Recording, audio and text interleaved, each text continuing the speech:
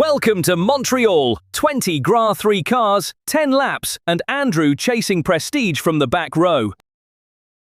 And James, this circuit rewards commitment, long straights, heavy braking, and walls that punish hesitation as severely as overconfidence.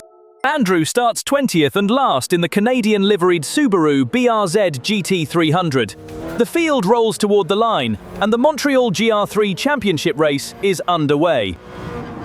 He is attacking immediately. Andrew dives into the opening traffic, finds daylight between two cars, and begins carving chunks out of the back of the field.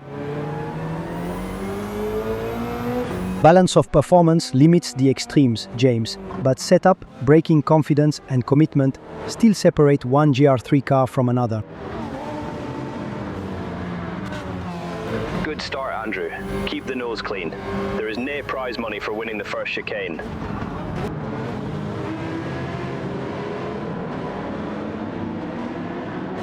This is already becoming extraordinary. Andrew is threading the BRZ through cars that started several rows ahead, and the midfield is opening in front of him. This Subaru was conceived in real racing as a lightweight cornering machine. That character is helping here. Low, compact, and willing to change direction while the heavier cars fight their own momentum.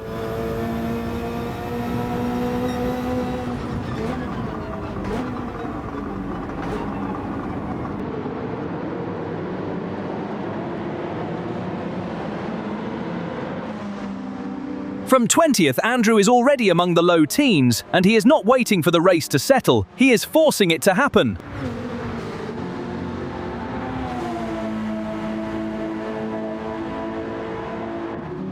There is no fuel burn or tire degradation today, so nobody is protecting the car for a late stint. The compound determines grip, but every driver can attack for all 10 laps.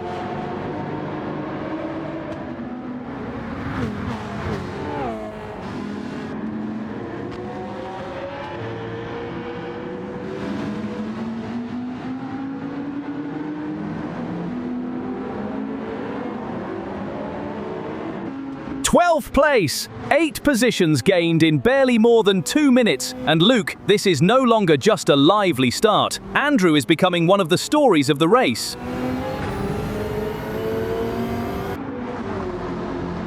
Absolutely. But the danger now is that success changes the driver's reference points. He's arriving faster, braking later, and fighting better cars. The margin for one small error is shrinking.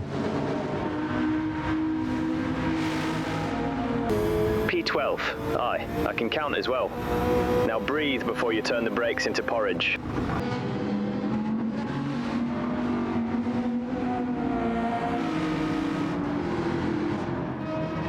While Andrew tears through the pack, keep an eye on Landi. The BMW Z4 started 6th, has already joined the leading fight, and is moving with almost no wasted motion.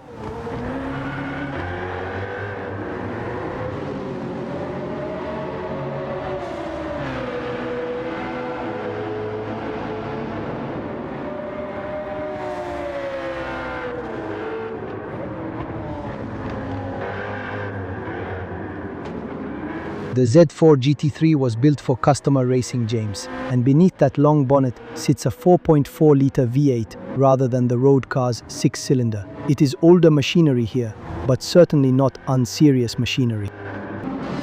Andrew is 9th, from the last row to the top 10, and the Canadian colours are suddenly right in the middle of the points-paying battle.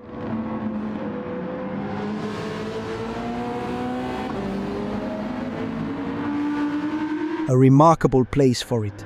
Notre Dame Island, beneath this circuit, was created for Expo 67, then used again when Montreal hosted the 1976 Olympics. The racetrack arrived on those island roads afterward.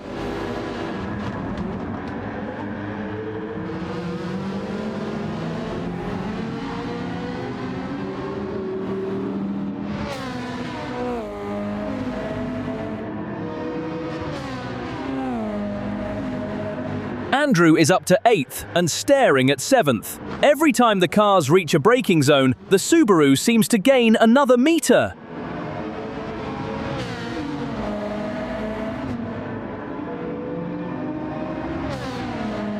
Good pace. Front temperatures are fine. Mind the curbs though, they will take the floor off quicker than I can swear.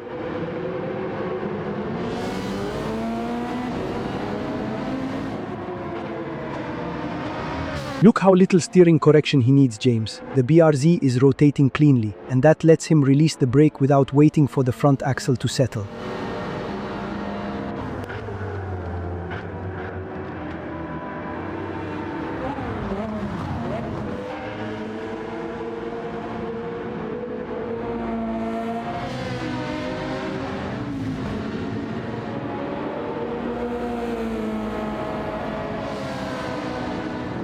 Seventh place, and sixth is already under threat.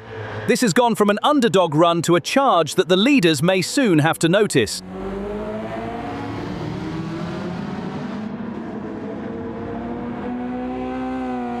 Fifth from 20th. Andrew has passed 15 cars in less than 6 minutes. This is a staggering opening drive.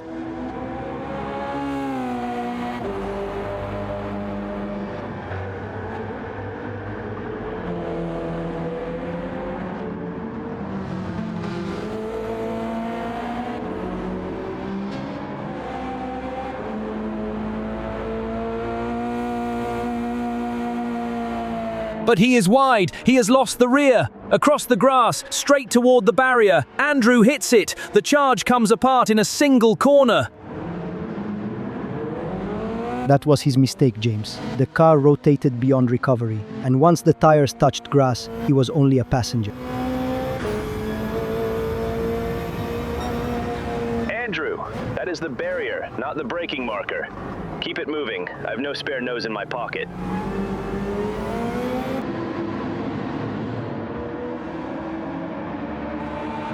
He rejoins, but the penalty is coming, and the traffic is swallowing him. Fifth place is disappearing almost as quickly as Andrew found it. The important thing now is the reset. He cannot win back 15 positions in one braking zone, and frustration will only create the next accident. A safe moment now. Let us look again at the mistake that ended Andrew's charge toward the front. Watch the rear as he releases the brake. It steps away before the curb, he adds correction, but the slide is already growing. The grass removes the remaining grip and the barrier becomes unavoidable.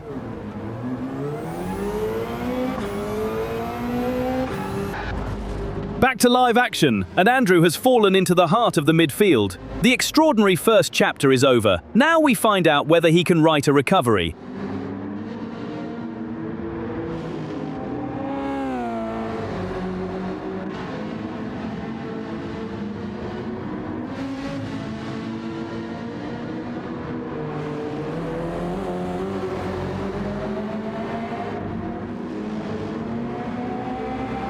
There is the response. Andrew is attacking again, refusing to let the penalty turn one mistake into a ruined race.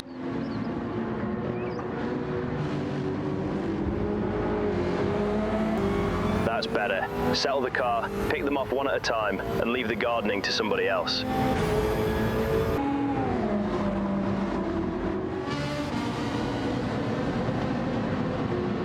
The walls here have a reputation of their own.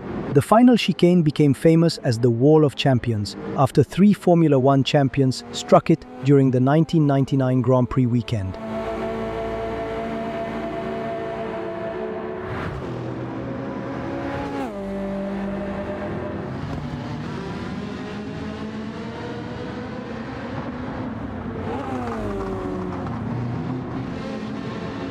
Andrew is back on the offensive. The gap closes under braking, the Subaru gets a cleaner exit, and 8th place is coming back within reach.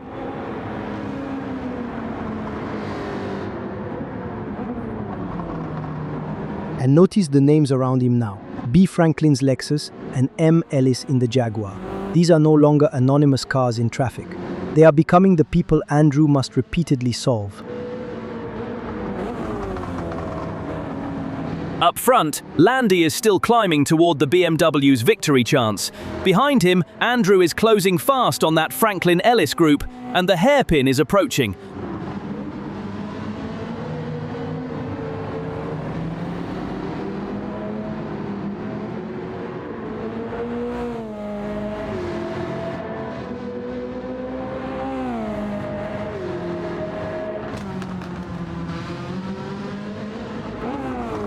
Franklin ahead, Ellis alongside, Andrew looking inside. 3 cars compress into the hairpin with almost no road left. They are 3 wide into the hairpin. Contact! Andrew is turned across the corner, over the grass, and all that recovery work is gone again.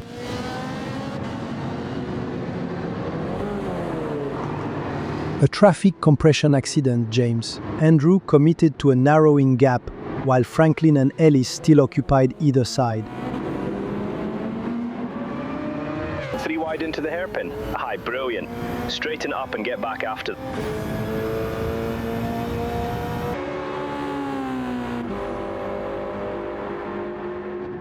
We have another safe window, so let us see exactly how Andrew's second recovery unraveled. Here, James, the Subaru has overlap, but Franklin cannot simply vanish, and Ellis keeps the outside occupied. Andrew brakes with ambition, the gap closes, and the first touch rotates the car.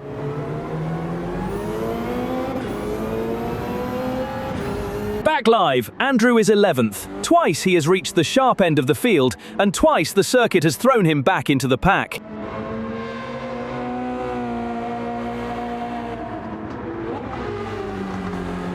At least the race rules help him now. There is no damaged tire strategy to manage and no fuel target.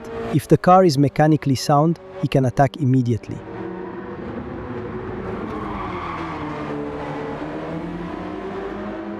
And attack he does. Andrew gathers the BRZ, closes the gap, and drags himself back toward 10th.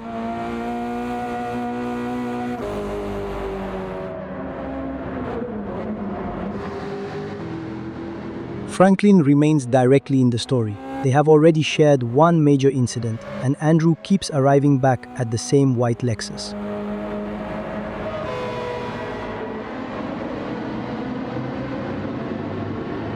Luke, at what point does coincidence become a rivalry? Because Andrew and Franklin seem unable to escape one another.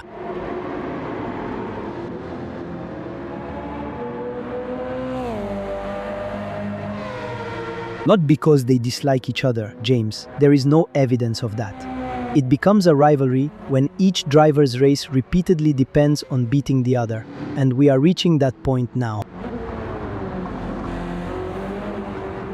Now the lead battle. Landi has reached 2nd, and the older BMW is closing rapidly on R. Hebert's Lexus. This race may be changing at both ends of the top 10.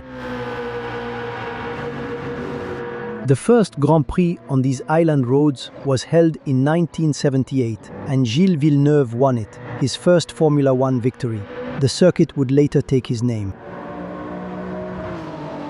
Landi is alongside. Late on the brakes, the BMW holds the inside, and A. Landi takes the lead of the Montreal Gr.3 championship. Beautifully controlled. He did not attack the first half chance. He waited until the braking distance, and the inside line belonged to him.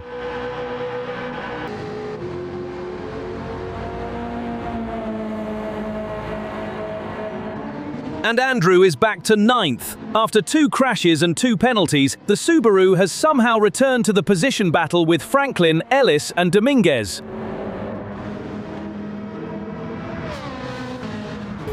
P9. The car's still pointing mostly forward, so let us keep it that way. Franklin's ahead again.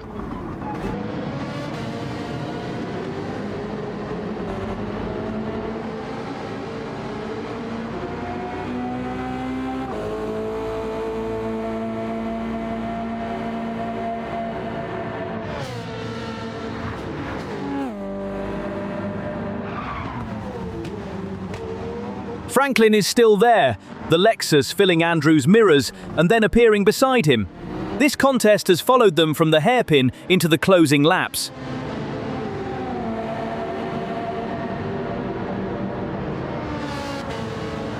This is the dangerous part, James. The road narrows, the walls remove the escape routes, and even light contact can send the car across the circuit.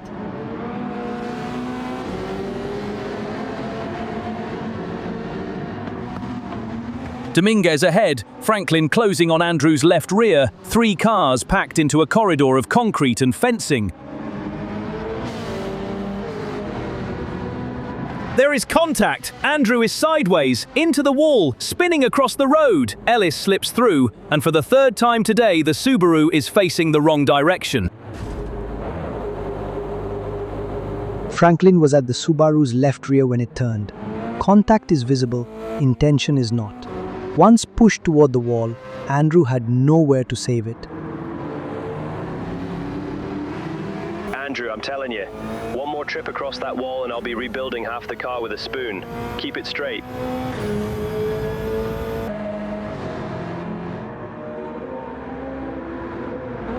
This one demands another look. The rear-facing angle may tell us how Andrew's third accident began.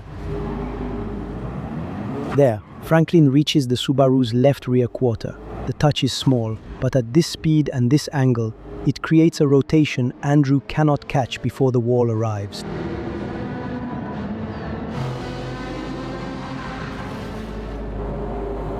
You can see it clearly from there, Luke. Contact at the left rear, then the Subaru is simply along for the ride.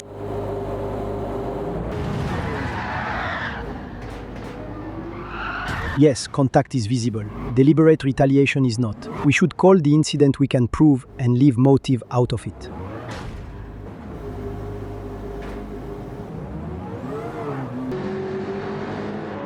Back live, and the penalty is 4.6 seconds. Andrew remains 9th on the road, but now he must somehow preserve it.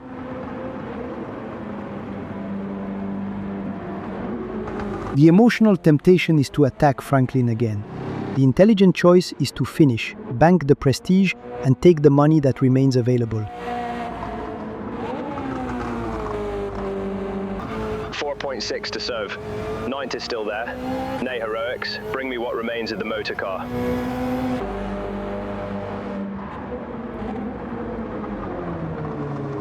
The final lap now, and Landi has broken the challenge behind. From 6th on the grid, the BMW Z4 is heading toward a commanding Montreal victory. A mature drive. The Z4 GT3 was a proven customer racer in its era, including an outright Dubai 24 hours victory in 2011.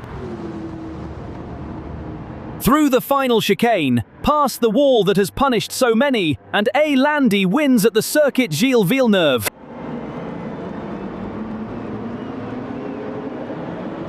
From 6th to 1st, patient in traffic and decisive when Hubert finally became vulnerable. That is the complete race Landi needed. Back to Andrew, still fighting to bring the Subaru home. An impossible charge became a catalogue of accidents, but a top 10 finish remains. P9 will not erase the mistakes, James, but 20th to 9th after 3 major setbacks proves there was genuine pace beneath the chaos. Andrew reaches the line, 9th place, bruised, penalised, and repeatedly spun around, but 11 positions gained, and a finish that earns exactly the prestige he came here seeking. 9th from 20th is worth keeping. Next time, preserve the speed and remove the self-inflicted damage. Landi wins in Montreal, R. Hebert takes 2nd, C. Hill 3rd, and Andrew climbs from 20th to 9th. From James Hartley and Luc Moreau, thank you for joining us.